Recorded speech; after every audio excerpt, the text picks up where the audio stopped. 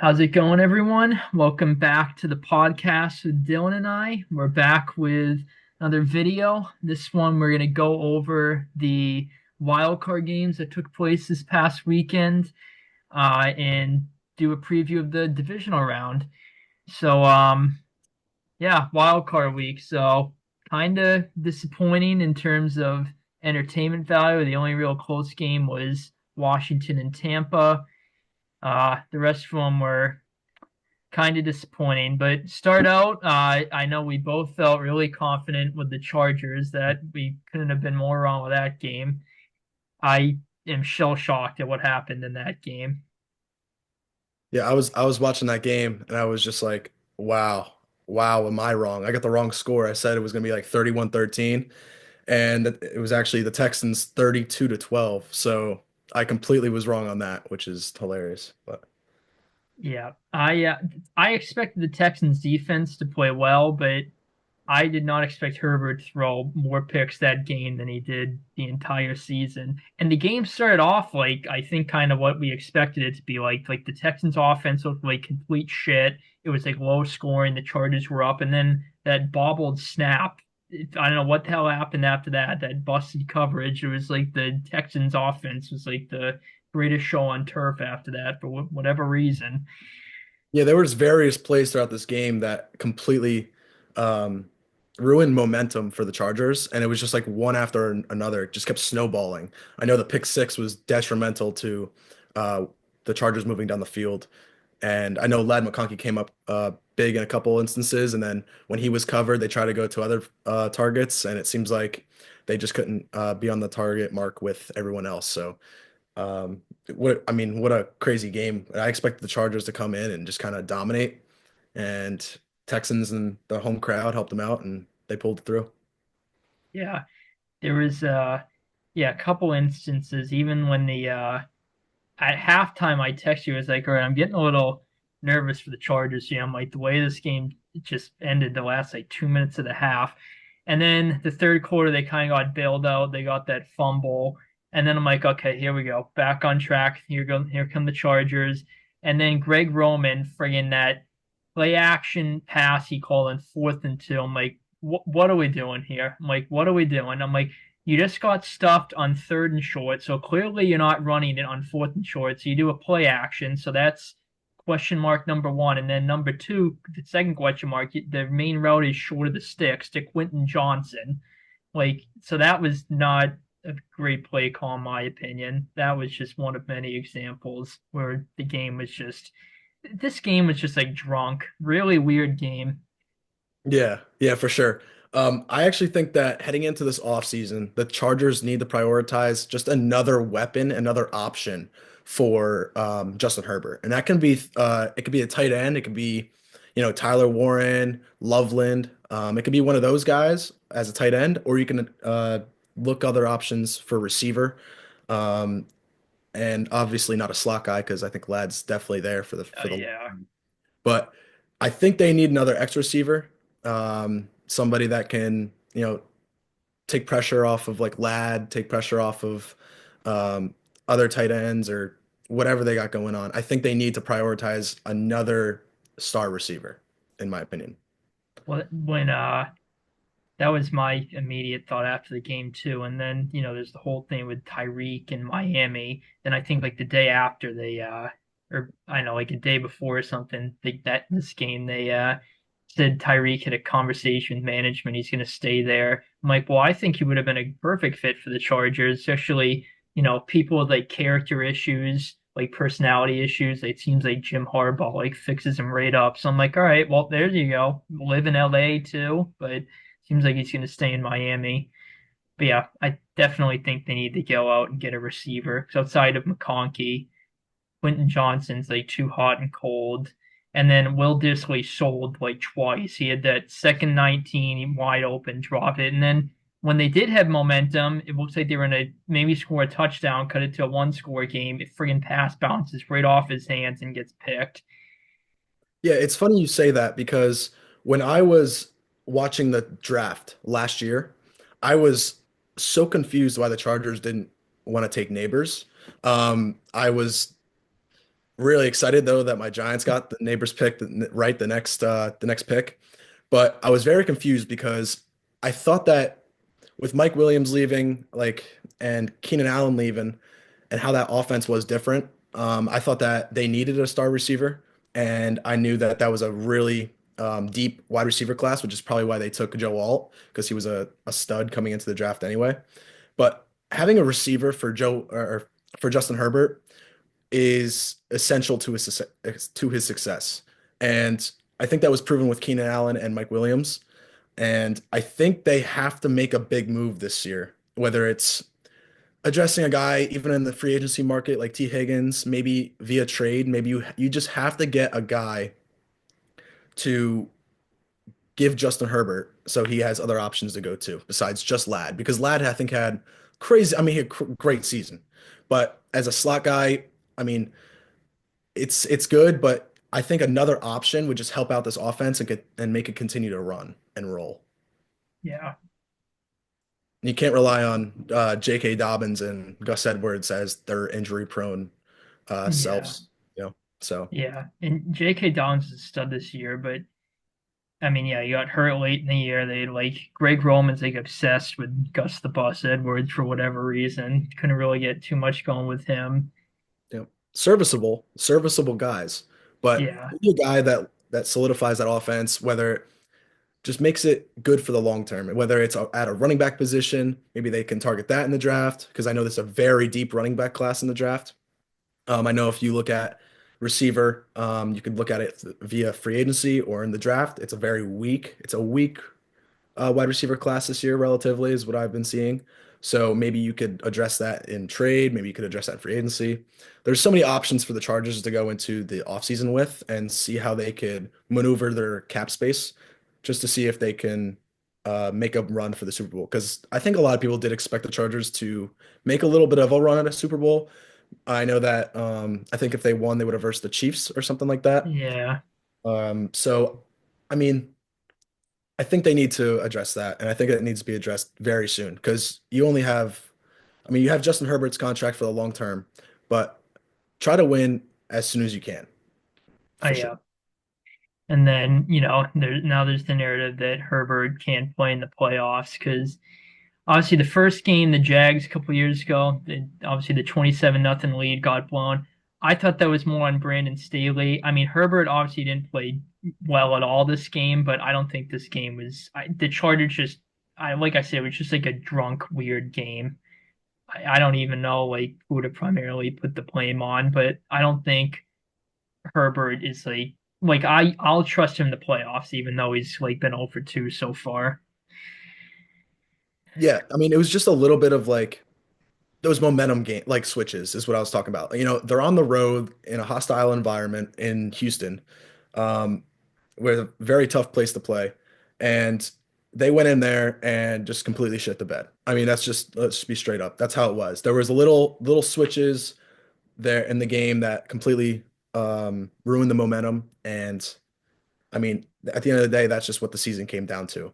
So that's how I saw it. Do you I know we already talked about this a little bit. Do you think the Texans have any chance in hell at upsetting the Chiefs? I think there is zero chance that they upset the Chiefs. And I know I was a little bit wrong this past week. I think there is zero chance that the Chiefs lose the next game. I think the Yeah. Texans on the road at Arrowhead in a playoff game with Taylor Swift there, of course.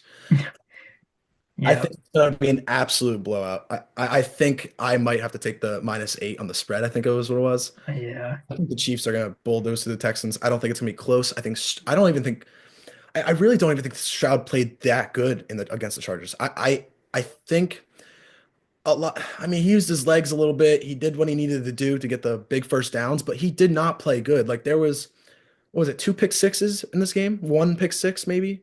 But at Yeah. the end of the day, I'm not a big believer in this Texans team. I don't think they're gonna do what they did against the Mm. Chargers. I think the Chiefs are gonna blow them out. I think it's gonna be if we're gonna go score predictions, I think it's gonna be, oh my gosh, 24-10. I think Yeah. it's gonna be a game like that. I really do. And I think that game, I mean, we'll get into that later, but I know that that game's going to come down to the trenches as well on the front lines. Yeah, like you just said, I also don't believe in the Texans too much. I think that they're still a very, I don't want to say bad team, but flawed team that just like had a very, maybe not fluky, but kind of fortunate, good, not so much defensively, but like you said, it didn't even feel like Stroud statistically played well, but it feels like he didn't even do that much. Just that his defense like significantly was the main reason they want. There's the meme I saw of what was it, The Simpsons, where he like taps the guy with one finger in the boxing ring and the ref raises his hand. That was like CJ Stroud. I saw that me and that was pretty funny. But yeah, the see now the Chargers had won. I think they would have had a decent chance. I mean, it's crazy saying that. We just saw what the Texans just did to them, and we're counting the Texans out. The only reason I think the Texans have any chance whatsoever is because of the rust factor for the Chiefs. We kind of saw that with the Eagles.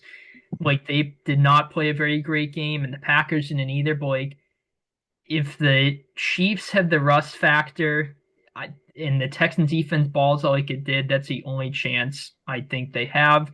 So I think KC coming off a bye, well rested, I think they're gonna blow them out too. I wrote 27-17, but yeah, I hope I'm wrong because I hate the Chiefs, but I really don't think the Texans have too much of a shot. Yeah, I agree. I don't think so either. I think the Texans are at the same stage they were probably last year. I don't know. I'm not a big Texans guy this year. I was a huge CJ Stroud fan last year. I said he was a top five, top four quarterback. I was putting him that high because I really believed in Stroud last year. This year, I watched him and I understand that you don't have, certain pieces on that offense that have made your offense run this year. But I mean, what do you need? The Avengers? I mean, like at the end of the day, like I mean, how many guys do you need to make an offense run? You have Nico Collins, who's a solidified number one receiver. You had Steph. I know you had Stephon Diggs, but you have Tank Dell. You had Tank Dell. You still have guys now that are still decent. Like I don't know. Yeah. So I'm not a big Texans guy this year. Um, and like I said, I think Chiefs in a blowout. Yeah, I've been saying like the whole year, even when the Texans are like 5-1, I'm like, there's just something about this team that it's just like they're better than they were last year, like record wise, statistically. Like there's something about this team, and that was when they had Collins and Diggs and everyone. And even now, like you just said, they don't have Diggs. Obviously, they just lost Dell to the Chiefs, actually. But like, yeah, he still is Collins. That alone right there is better than like you can make an argument Collins is better than the entire receiving core of the Chargers. He still has Dalton Schultz. Robert Woods is still serviceable. Obviously, he's getting Mixon. So it's like, obviously, yes, he's lost some guys, but like the lack of offensive production, like putting up like 2 points against the Ravens on Christmas, like you still have enough weapons to put up more than, well, they didn't even put up any points. It was the defense that got the safety. Yeah. Yeah, I think the Chiefs defense could have a feast of a game on Stroud and company. I mean, we saw as soon as Dell got injured, they had like nothing offensively. And I guess now they have time to actually go into the game, obviously prepare with the guys they have now. But yeah, unfortunately, I hope we're both wrong, but I think the Chiefs are going to win fairly comfortably. And something else that has happened this year is the Chiefs winning one score games this entire year. I mean, what a chance that they have at Arrowhead to make a like two Yeah, or three score game in this playoffs. I think that they're gonna come in, hear all the noise that's been surrounding this team for the entire year, and I think that they're gonna just beat down the Texans at Arrowhead. And I think they're gonna move on. And we know that they have experience in the playoffs. We know that they've been to the Super Bowls. They've been in bigger games, but I think they're gonna try to make a statement this year and just remind everybody who the Chiefs really are. yeah. And we saw it last year too. The Texans, I mean, like they played the Browns last year. That was kind of like a 50-50 game. So, how like half people, like kind of 50-50. Some people picked the Browns, people picked the Texans. But I don't think many people expected the Texans to like win that game in a blowout. And then, they went against the Ravens and it was like 10-10 for a while. Like they got a kickoff return TD and then the Ravens just blew the doors off them. So I think we're probably going to have something similar this year where I don't think anyone expected them to blow out the Chargers, even if they picked them to win. And I think they're probably going to get blown out, unfortunately. Yeah, I think the Chiefs are going to start out really strong. I don't think Russ is going to be a problem for them in this playoff run. I think that they're going to come out and I think they're going to score seven right away. And I think it's going to be I think it's probably going to be like an old reliable Travis Kelce first drive touchdown, Yeah. or it's going to be, because I think Kelsey's fired up. I mean, I've seen some of the interviews he's done, and they're ready. They're ready to three-peat. They're ready to make history, and I think that that's going to happen this year. Or not this. I don't think it's going to happen this year, but I think that they're going to come out in that game and they're going to fire away. I think they're all ready. So Yeah. Yeah, I can definitely see that. Because obviously, coming off the bye, Andy Reid, that game plan, get a whole week's worth of rest. Well, 2 weeks. They didn't play the starters. Well, 3 weeks, I guess, if you didn't play them against the Broncos. But yeah. yep, Um, was watching, waiting for the explosion. That's what they're doing. yeah. The hell is the game after that? The Steelers Ravens is after that. Yeah, that game kind of went, I think, how most people expected. The Steelers just looked lifeless in the first half. Kirk Herbstreit said it during the broadcast. Then the second half, their offense like kind of clicked it into gear, and the Ravens maybe took their foot off the gas a bit, but the Ravens won fairly comfortably. The Steelers just looked awful. A lot of people want Tomlin gone. They're just sick of being mid. Uh, but yeah, that game I think kind of went as I think most people expected. Yeah, I agree. I think that Ravens game. I mean, the Ravens are a top dog in the AFC this year, so I wouldn't expect nothing less of the Ravens beating down the Steelers, who have been on a cold streak recently. The Ravens are on a hot streak, so I think they're going to keep continuing to make that push and keep going. So Yeah, yeah. Honestly, not too much to say about the game. It just I think the being up 21 nothing's pretty much summarizes it at the half. And then I mean it did get interesting a little bit. The Steelers they scored, they cut it to 14, and Henry broke off a big run. Then they cut it to 14 again, got a stop, and I'm like, oh shit. And then they got a couple deep completions, and then the Ravens defense kind of just clamped on the rest of the game. yeah, another thing, what's up with TJ Watt? I wonder, Yeah, I wonder if he's playing through like an injury. I wonder what's going on with him because I know I saw that he had like some statistic like zero stats and like zero tackles, zero sacks and all that. So like is there something wrong like that we don't know? What are the Steelers going to do in the offseason? Like there's just so many questions with that organization.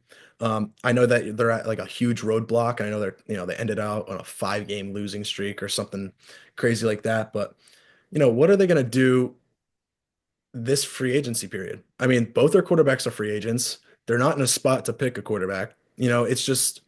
It's like the same thing every year with this team. And as a Steelers fan, you're probably a little frustrated, but you've had success over the however many years with just even making it to this point, which is hard enough. Like, what do you do now? Do you blow it up? Do you take Tomlin and do you let go of them, or do you? I mean, there's so many things that you can do. So yeah, I, I don't know how they're going to address this. I think in the past they've had mediocre coaching with the offensive coordinator with Matt Canada, and I mean that's the thing is what do they do? That's really the big question about this free agency period and draft and offseason. So yeah. Yeah, the Steelers are, like you said, they're basically stuck in purgatory. Like they're not bad enough where they're going to get a high draft pick, but they're not good enough where they're going to be able to like be Super Bowl contenders. They're like maybe win a wild card game, maybe divisional round, but like that's probably it. But they haven't even won a playoff game since what 2017. yeah, it's a respected franchise that you have to play hard to win the game. That's Yeah, how everybody views the Steelers. It's like, a hard-nosed football team that is going to be a very good team when you play them, but down the line, I know that they shrivel up and kind of fold to better competition. But I mean, as a Steelers fan, I could see how it's frustrating. But as a Giants fan, I mean, I don't feel bad for you because it's been 10 years of nothing for us. So not to yeah, keep it up, but I mean, it is it's good to see like them win games every year and just them continuing to pile up wins. It just stinks every year that you get out in the first round. So I could see Yeah. it. Yeah, there's teams that are, I think at least one team it said called the gauge Steelers' interest. They would trade Tomlin. I think they backed out. So, I mean, I assume they're going to bring him back next year, but he probably at this point should be on very thin ice. 'Cause, like at what point is just getting to 500 and getting eliminated in the first round going to cut it? Going to see some playoff success eventually. So do you think it's the coach or do you think it's the general manager? Because I mean, the general manager puts the team together for the coach to get put in good success, right?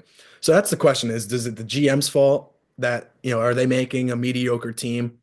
Are they not spending the most money that they need to do to progress the team into a further standpoint in the playoffs? Like what that's the question is what is the problem? Is it the general manager? Is it the mediocre coaching if there is mediocre coaching? I know Tomlin's a very respected coach in NFL history, especially now. I think people regard him as like a I mean, top five coach maybe of all time, top 10 coach of all. Like there's definitely like something there with Tomlin. Like we've seen it for years. But the question is like, how do they move forward? Is it the general manager? Do they need to get a quarterback? Do they need to make a trade for a quarterback? Are they taking risks that are they not taking any risks that need to be taken to, get a franchise quarterback or get a quarterback that's there and, puts the team in success? Like, what do they need to do? That's another huge question heading into this offseason. Do they pay Russell Wilson? Do they pay Sam Darnold? Do they pay the Justin Fields contract? It's it's a lot of question marks in Pittsburgh this upcoming offseason. Yeah, I honestly think it's like a mix of coaching and the GM. Because I guess from the coaching perspective, we've seen Tomlin, one of his flaws, like every year it seems like they always play down to the competition. Like if it's a 500 team, a team below 500, it seems like they'll either lose or like they'll narrowly win most of the time. Uh, you know, but like some big games they'll win. But I don't know. Like Yeah, Tomlin's a defensive guy, so obviously the defense is never really an issue. But like when you mentioned Matt Canada, like Matt Canada was like god awful. Like the fact that he made it past one season and Mike Tomlin kept him, like stuff like that. It's like what the hell are you thinking? Like I don't even know how. And they had Kenny Pickett in there with Matt Canada, so it's like how the hell are they winning with Matt Canada as god awful as he was? So I think Tomlin's a good coach. Definitely has some flaws, but again, I think it's a mix of him and the GM because the GM, it's like really when is the last like big star name the Steelers have had besides like the Killer Bees era with like Ben Brown and Bell. I mean, you get Pickens and stuff, but you know, Frymuth's solid, but it's like I think they're kind of lacking like that one like elite like piece. Obviously, it's not easy to find like a Jefferson, like a Puka, guys like that. So I think it's honestly just a mix of both of them, just like being stuck in like mid mode, I guess. I don't know. yeah. Well, that's another thing is you said competition when you verse the better teams. That first half of their schedule this year was all easier teams. I mean, it didn't look like it in the beginning, but the Bengals seemed a little easier as the season progressed. We saw they versed the Giants, they versed a lot of easier teams. I know that the second half of the year, they were versing a lot of divisional games like the Ravens like twice. I know they versed, like these competition games, they do end up losing. That's why they had a huge rough patch at the end of the year, is because they kept versing good playoff contending teams. So, Yeah. They lost to Philly, they lost to Cincy the last week, they lost to Baltimore. Yeah, all good teams they lost to. Then they beat up on the earlier teams. Like you said, I mean, this game, if you sum it up in like one sentence, it was a team that was on a 4 game losing streak on the road against a team on a 4 game winning streak at home. I think that pretty much sums up the game in one sentence there. yeah. So yeah, and then yeah, the game after that it was Denver Buffalo. So I know you would. the game when I when I go 3 for 3 with my pick, so I was up and down with my pick. I felt really good with the Bills in this game. I know you had the Broncos in an upset. It was interesting for a while, especially the first drive that went right down the field. I'm like, okay, like what the hell? And even the Broncos defense was keeping it a game for a while, but then the Bills just really started to pull away, like Yeah. especially in the second half. Yeah, I mean, they really did start the pull away. That first drive, the Broncos drive, I was like, oh man, I told everybody, I told everybody. And then after that, I was like, oh man, I'm gonna shut my mouth now because the Bills just kept pouring it on, pouring it on, pouring it on. And yeah, they did kind of contend. The Broncos were playing them hard. The future is bright though in Denver. It's Yeah, look That's going to be a good competitive team for a very long time, and it's going to be interesting on how they do moving forward and what do they do to help Bo Nix out. I think Cortland Sutton is the best sideline catcher in the NFL. I mean, some of these catches that he was performing in this game and in games prior is just incredible. I mean, this guy's maneuverability with his body to keep his feet in, geez, it's something. But they really do have a star with Cortland Sutton, and I think we've known that for a while. I just think that the quarterback hasn't showed that. So I'm a big fan of Cortland Sutton. I think they have a good receiver.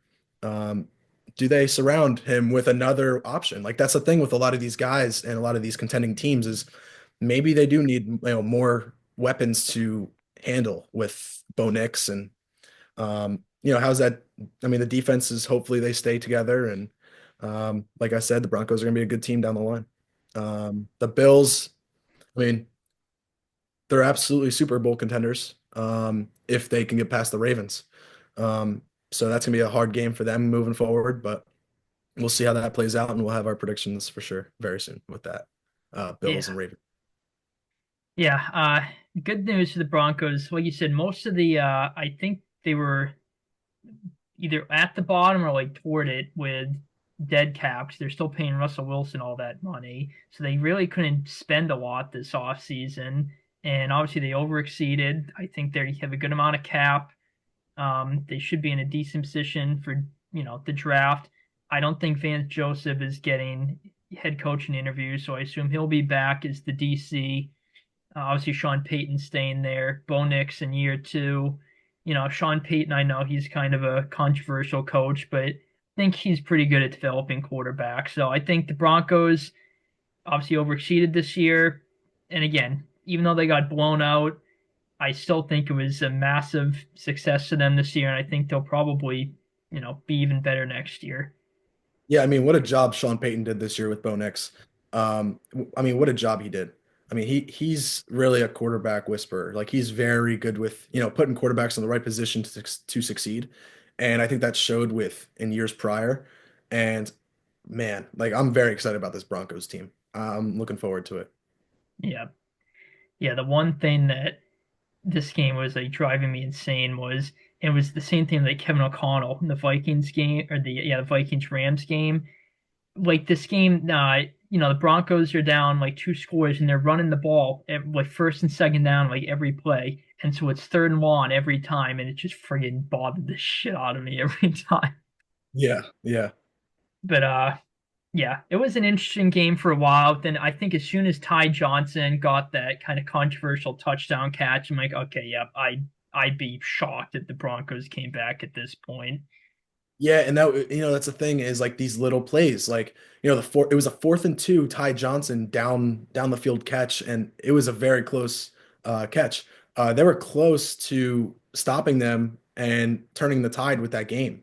The momentum could have completely switched in certain areas, and the Bills are aggressive, so they did a good job pushing the ball down the field on 4th and 2. I was like, oh, they're going deep on 4th and 2, like what a call! And then Josh Allen threw a complete dot to Ty Johnson. I was like, wow, okay. All right. Yeah, Well, I mean, it's gonna be a long day for this Broncos defense. So, I mean, they did a really good job in the beginning of the game. They kind of unfolded as it progressed, but like I said, the future is bright though. So the Bills are contending this year. They're one of the top teams in the AFC, and we're gonna see how they do down the line. But it's looking good for the Broncos, and hopefully they can contend with the Chiefs levels very soon. So we'll see. yeah, yeah. Well, yeah, hopefully any team can contend with the Chiefs. The hell's the next? Oh, Green Bay, Philly. That was the next game. What? That was another drunk game. It felt like that was a really weird one.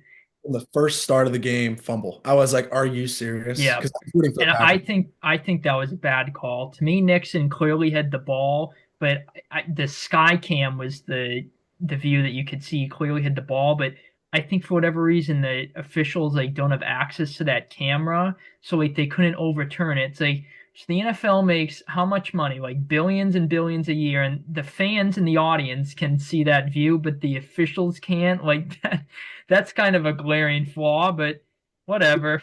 In the NFL rules, it's stated that if there's a clear recovery of the football, it goes to the team that has the clear recovery. At the bottom of that pile, there had to be something going on where, he ripped the ball out and stuff. And I mean, that's the thing is we have, a new thing this year was the replay review. Oh, the replay review said this, replay review said this. Okay, what's the replay review with that game? Because at the Yeah. end of the day, right away, it was a strip and he had a clear recovery of it, the offender, the Green Bay Packer, and just completely it just we don't use replay review. Like Yeah. that's the inconsistency that's really confusing, especially in the playoffs with the NFL is, you have this replay review. You can't just tell the refs like, hey, that's replay review. He has a clear recovery of the football and move on from there. I actually really do think it was Packers ball after that fumble. Um, but you probably shouldn't have even put yourself in that situation and you should have just hung on to the ball, or you could have just taken a knee to start out the game as well. Like I know you're probably looking for a spark on the road, but I don't agree with even taking it out there. So that's how I kind of viewed it. Yeah. I mean, that opening play is pretty much a tone setter for the rest of the game for the Packers. They just certainly not their day. And they played horrible, and the Eagles didn't play great either, but it was a 6 point game at the start of the fourth quarter. And I feel like the Packers might, if they would have won the game, they certainly would have stolen it because they played their defense played good, but offensively they just did like very little most of the game. And Yep. obviously the receivers getting hurt, the tackles going down, the rookie tackle getting subbed out. That was just a mess offensively. Yeah, their team got slaughtered. I mean, with the amount of injuries that they accumulated. I will say this, that I think we have to give most of this credit in this game to this offensive line of Philly. It was incredible with Jordan Mailata, Lane Johnson. I mean, they came out with a chip on their shoulder in this game with Lane Johnson, having like that little like influential post that he had on his locker. I mean, they came out in this game, gave Jalen Hurts what he needed to do to make plays and throw the ball to his top three receiver in the NFL, and then like his, Robin sidekick with Devontae Smith, and then his juggernaut and Saquon Barkley. I mean, this guy had time to throw. And I think if any other quarterback had that, I mean, they would feed families for years. But Yeah. it's just incredible how much time this guy has and how much, maneuverability he has. He has such a talent with his legs that you know, he makes plays regardless because his situation is just the best in the NFL. And I don't think that's a hot take to say. I think that's his situation in the league is the best in the NFL. And I don't think it's even a discussion. Yeah. I mean, yeah, right after the kickoff, I think they ran it to Barkley once. Then after that, the touchdown to Jahan Dotson, he literally stood in the pocket for like an eternity. Like it was like 7 seconds. It was some record or something like that. He found Jahan Dotson for the touchdown. After that, that Philly offensive line is just another breed. Yeah, I could have went to the grocery store, picked up a couple food items, including chips and salsa, come back to my Yeah, house. He still would have been in the pocket looking down the field. yeah, That's about right. how much time this guy had looking down the field looking for all his receivers. I mean, it's incredible what, Howie Roseman and that Eagles team built on the front lines.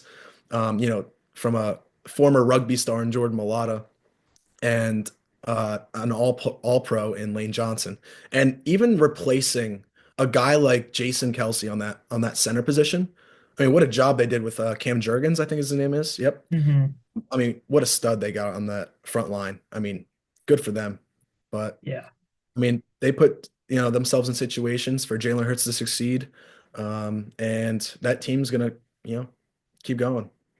Well, and Hurts didn't even like. do too much passing either. He only like 120, 30 something yards. He didn't have that many rush yards either. And Saquon, he had over 100, but he didn't go like berserk either. And their defense absolutely played out of its mind too. And, I mean, Love was off all game. He had what, 3 picks. There was Yeah. just, I mean, the Eagles probably played like their C plus game, and they still beat the Packers. So are they going to play that poorly and rusty again against the Rams? Like, probably not. Yeah, it's crazy because that's exactly what's really frustrating is they didn't even play up to what they can be able to do. I mean, this is a team in the NFL this entire year that is first in rush attempts in their offense and 32 in passing in their offense, like attempts, right? So they Yeah. run the ball a lot. And that's the thing is, you have Saquon Barkley back there with one of the best offensive lines in the league. I don't even blame you for continuing to push the run. Um, I know that you have weapons, and that's probably why that they have been, you know, upset with how their production has been this year. But I mean, we know what their weapons are. But if you're getting 6 yards every run, I think there was a statistic. It was like the running backs aren't touched like every Yeah. 3, 4 yards that when they Yeah. get I mean, it's incredible what this team's strengths are. And if you just keep pushing that, I mean, that's gonna keep riding you into the playoffs. I do want to see a little bit more play action though. I know that they love RPOs. I think a little bit more play action with the Eagles would open up AJ Brown, open up Devontae Smith, and they can get a little bit more of an attack going with their passing. And yeah, that's how I see the Eagles offense. Yeah. I think we're gonna run out of time I any think so second too. here, but yeah, Uh, we'll just boot up another one. But yeah, like you said, I don't blame them for being dead last